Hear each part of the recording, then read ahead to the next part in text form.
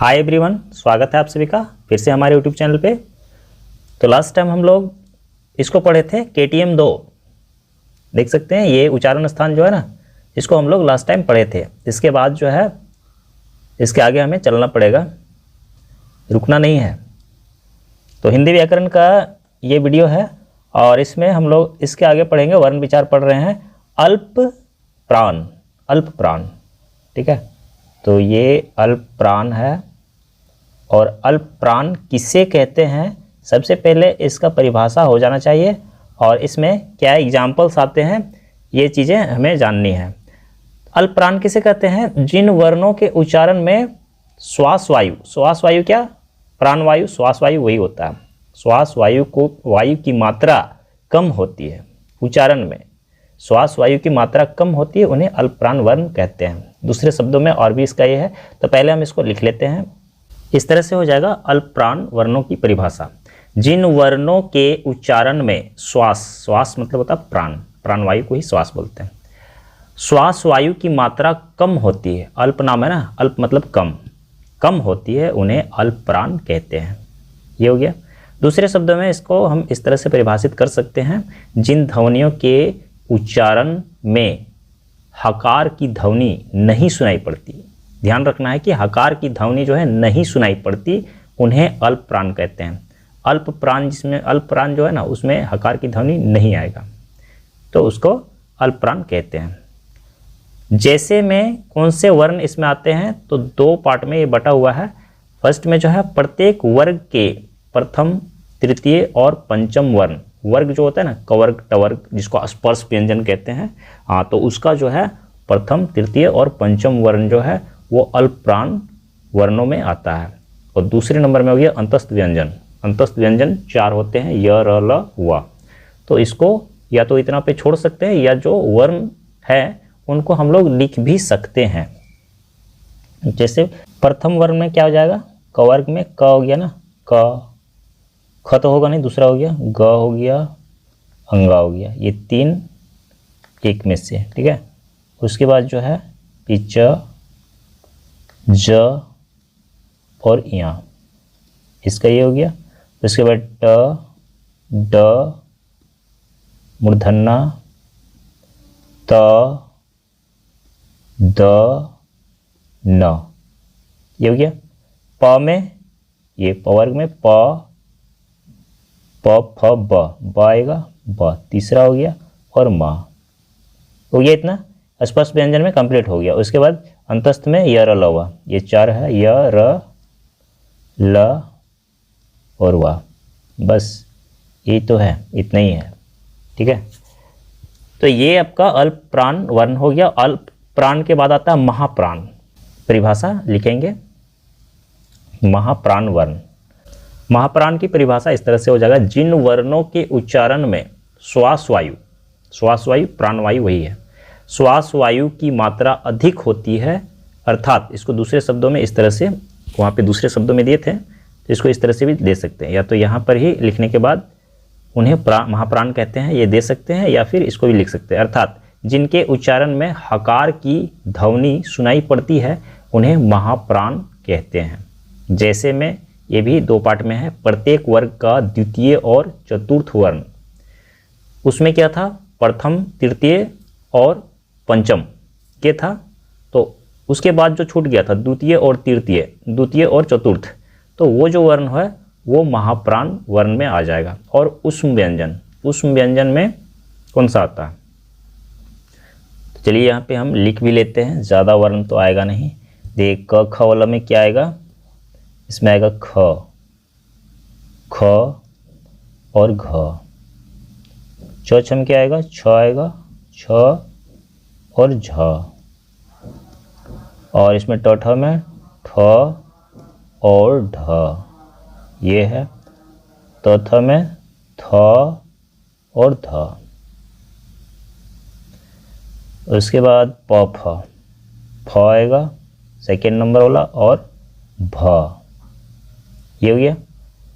ये तो कंप्लीट हो गया। और उष्म व्यंजन में, उष्म, उष्म व्यंजन में क्या आता है, तलैप्सा, मूर्धन्य, दंत सा और ह, ये चार जो है इसको उष्म व्यंजन कहा जाता है। तो ये कंप्लीट हो गया, इतना ही वर्ण आएगा इसमें महाप्राण में, कंप्लीट हो गया। इसके बाद जो हम लोग पढ़ेंगे उसको एक और आता है इसमें, एग्जाम में अक्सर ये पूछे जाते हैं, अल्पप्राण महाप्राण, और एक दूसरा हो गया घोष वर्ण और अघोष वर्ण। तो घोष वर्ण जो होता है उसको सघोष भी बोला जाता है। ये हो गया घोष वर्ण, और उसी को बोला जाता है या सघोष। नाम याद रखना, अगर नाम पलट के दे दिया और याद नहीं है या फिर पढ़े नहीं है तो फिर उसको छूटना ही छूटना है, आप एग्जाम में नहीं लिख पाएंगे। इसको हम परिभाषा लिख लेते हैं। इसका परिभाषा में क्या होता है, जिन वर्णों के उच्चारण में स्वर तंत्रियों में कंपन होता है उन्हें घोष या सघोष वर्ण कहते हैं। घोष वर्ण का परिभाषा इस तरह से हो जाएगा, जिन वर्णों के उच्चारण में स्वर तंत्रियों में कंपन होता है उन्हें घोष या सघोष वर्ण कहते हैं। जैसे में ये तीन तरह से दिया गया है। सबसे पहले सभी स्वर जो है, सभी स्वर हम लोग कितने पढ़े हैं, 11 स्वर पढ़े हैं, 11, हिंदी में 11 स्वर होता है, 11 स्वर होता है। दूसरे नंबर में प्रत्येक वर्ग का तृतीय, चतुर्थ और पंचम वर्ण। प्रत्येक वर्ग, तो वर्ग हमें किस में मिलता है, स्पर्श व्यंजन में। उसके बाद थर्ड में ये हो गया अंतस्थ व्यंजन और ह, तो अंतस्थ व्यंजन में आ जाता है य, र, ल, व। ये चार वर्ण जो है वो अंतस्थ व्यंजन में है, और एक है ह, तो ये घोष वर्ण में आते हैं। तो इन वर्णों को हम यहाँ पे लिख भी लेते हैं। सबसे पहले हो गया सभी स्वर। सभी स्वर में क्या हो गया, य, अ में कर अ हो गया, हर्षई, दुर्गई, हर्षौ, दुर्गौ, और इसमें री नहीं होता ना, तो ए आई होता है, ए आई ओ औ। ये हो गया 11 स्वर हो गया। उसके बाद वर्ग से तृतीय, चतुर्थ और पंचम। तृतीय ये अल्प प्राण नहीं है, ये अलग हो जाएगा। तृतीय में आ गया क, ख, ग हो जाएगा, ग, घ और अंगा। सीरियल नंबर से ये इस तरह से हो जाएगा। ज, छ हो गया, दो छोड़ दिए, ज, झ और या, इसका हो गया। उसके बाद ट, ठ छोड़ देंगे, ड, ढ, मूर्धन्य, तो थ छोड़ देंगे, द, ध, न। ये हो गया। प, फ में आ जाएगा प, फ, ब, ब, भ, म। उसके बाद अंतस्थ व्यंजन में ये आ जाएगा य, र, ल, य, र, ल, व, और एक लास्ट है ह, जो कि ऑलरेडी बता दिया वहाँ पे। तो ये वर्ण जो है ये घोष या सघोष वर्ण में आ जाएगा। इसके बाद इसका एक और होता है अघोष वर्ण होता है, अघोष। तो इसमें से जो वर्ण आपको बच जाएंगे वो अघोष वर्ण में चले जाएंगे, अघोष वर्ण। इसकी परिभाषा को हम लिख लेते हैं। इसका परिभाषा में बतलाया गया है, जिन वर्णों के उच्चारण में स्वर तंत्रियों में कंपन नहीं होता है, उसमें क्या हो रहा था, कंपन हो रहा था, इसमें कंपन नहीं होता है, सिर्फ इतना ही चेंज कर देना है, उन्हें अघोष वर्ण कहते हैं। लिख लेते हैं इसको। ये हमने यहाँ पे लिख लिया है अघोष वर्ण की परिभाषा। जिन वर्णों के उच्चारण में स्वर तंत्रियों में कंपन नहीं होता है उन्हें अघोष वर्ण कहते हैं। जैसे कि ये दो पार्ट में बटा हुआ है।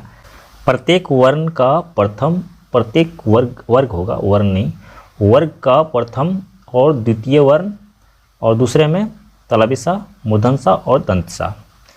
तो इसमें मिस्टेक कहाँ हो रहा है, वर्ग हो गया। तो इसमें जो वर्ण आएगा हम उसको लिख लेते हैं, इसमें ज़्यादा वर्ण नहीं आएगा। सबसे पहला में क से शुरू करते हैं क्योंकि प्रथम और द्वितीय हो गया ना, तो ये हो जाएगा क, ख, दो हो गया। च छ और त ठ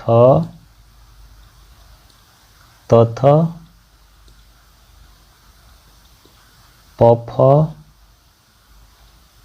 ये हो गया। उसके बाद ये तीन जो है वो तीनों रह जाएंगे, तलब सा, मूर्धन्य सा और दंत सा। ये वर्ण जो है इसे अघोष वर्ण कहते हैं।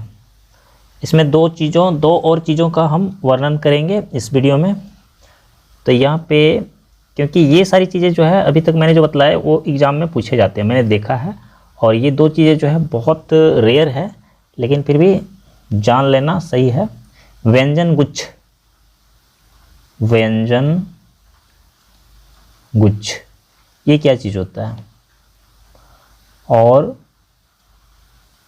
एग्ज़ाम में अक्सर आते हुए नहीं देखा, लेकिन ऊंचे क्लास में जो है वो आ सकता है। ये क्या होता है? यदि किसी शब्द में 2-3 व्यंजन लगातार हो और उनके बीच कोई स्वर ना हो तो उस व्यंजन समूह को व्यंजन गुच्छ कहते हैं। तो इस तरह की हिंदी में कई सारे शब्द आते हैं, तो जिस वजह से इसको हमें पढ़ना आवश्यक है। इसका परिभाषा को हम लिख लेते हैं पहले। इस तरह से हम इसको परिभाषित कर सकते हैं। यदि किसी शब्द में 2 से 3 ठीक है, 2 से 3 व्यंजन लगातार हो और उनके बीच कोई स्वर ना हो तो उस व्यंजन समूह को व्यंजन गुच्छ कहते हैं। इस तरह का शब्द जो है, गुच्छ जो है एक खुद व्यंजन गुच्छ ही है। तो ये अच्छा, इसमें च छ जो है ना आपस में संयुक्त है और इसके बीच में कोई स्वर नहीं है। स्वर नहीं होगा, जब संयुक्त रहेगा तो स्वर कहाँ से होगा?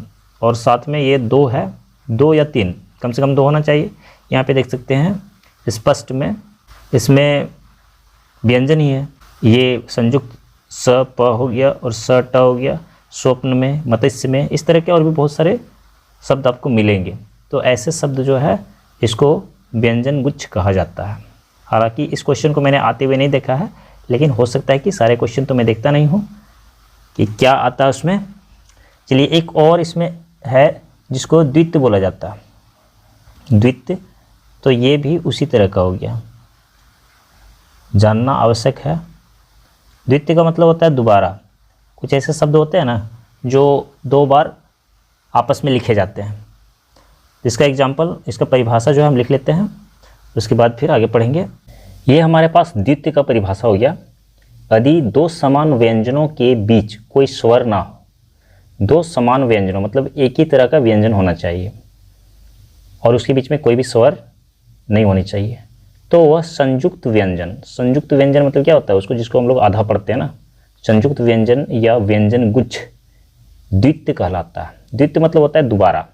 जैसे कि यहाँ पे देखिए वर्ड कैसा बना हुआ है, पट्टी, ट और ट, ये दोनों जो है ट ही है, दोनों समान है।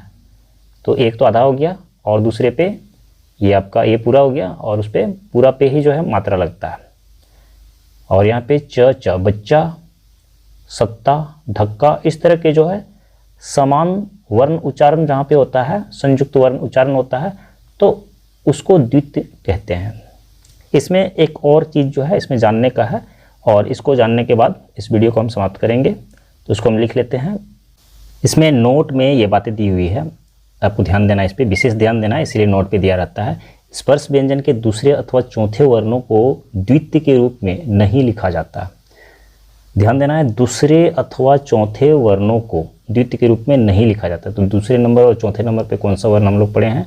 महाप्राण वर्ण जो होते हैं उसको हम लोगों ने पढ़ा है। अर्थात 2 महाप्राण आपस में संयुक्त नहीं होते। जैसे आप जब आप देखेंगे उदाहरण में तो आपको समझ में आ जाएगा। देखिए मक्खन जो है, म आधा ख और ख फिर न, तो ख जो होता है ना, ये महाप्राण में आता है। तो ये कभी भी आपस में ये इस तरह से लिखा नहीं जाएगा। मक्खन जो है ना, मक्खन इस तरह से लिखा जाएगा। महाप्राण का संयुक्त नहीं हो सकता। यहाँ पे वही बतला रहा है, महाप्राण आपस में संयुक्त नहीं होते हैं। तो ये मक्खन इस तरह से सही होगा। उसके बाद बग्घी इस तरह से लिखा नहीं जाएगा, बग्घी लिखा जाएगा। ग और घ ये संयुक्त होगा। मच्छर ऐसा कभी नहीं लिखा जाता, मच्छर ऐसे लिखा जाता है, ये सही है। चिट्ठी ऐसे नहीं लिखी जाती है, चिट्ठी ऐसे लिखी जाती है। तो इस तरह से कई सारे शब्द आपको मिलेंगे और ये ध्यान में रखना है कि महाप्राण जो है आपस में कभी भी संयुक्त नहीं होते, कभी भी नहीं होते। तो यहाँ पे ये वर्ड आपको बतला रहे हैं कि इस तरह से आपको लिखने से गलत हो जाएगा और इस तरह से आपको लिखना ये सही होगा। तो यहाँ पे इस वीडियो को हम समाप्त करते हैं और इसके आगे का जो चीज़ें हैं, जो पार्ट है, उसको हम आगे नेक्स्ट वीडियो में पढ़ेंगे। अगर हमारा वीडियो आप लोग के लिए हेल्पफुल होता है तो आप हमारे वीडियो को लाइक कीजिए, हमारे चैनल को सब्सक्राइब करके अपने दोस्तों के साथ शेयर कीजिए। नेक्स्ट पार्ट को पढ़ने के लिए हम लोग नेक्स्ट वीडियो पे चलेंगे।